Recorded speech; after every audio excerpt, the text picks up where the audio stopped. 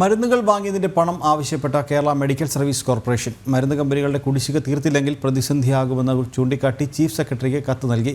KMSCL MD doctor Vinay ഗോയലാണ് കത്ത് നൽകിയത്. ധനവകുപ്പ് അനുകൂല നിലപാട് സ്വീകരിക്കാതെ വന്നതോടെയാണ് ചീഫ് സെക്രട്ടറിയെ സമീപിച്ചിരിക്കുന്നത്. ജനം ബ്രേക്കിംഗ്.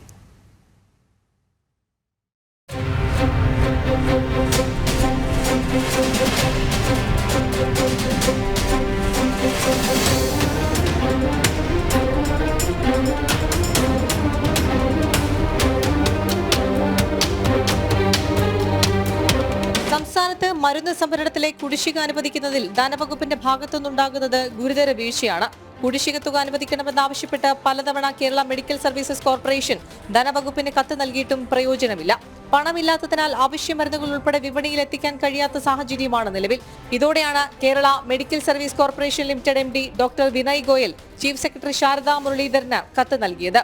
മരുന്നു കമ്പനികളുടെ കുടിശ്ശിക തീർത്തില്ലെങ്കിൽ കടുത്ത പ്രതിസന്ധി ഉണ്ടാകുമെന്ന് കത്തിൽ പറയുന്നു.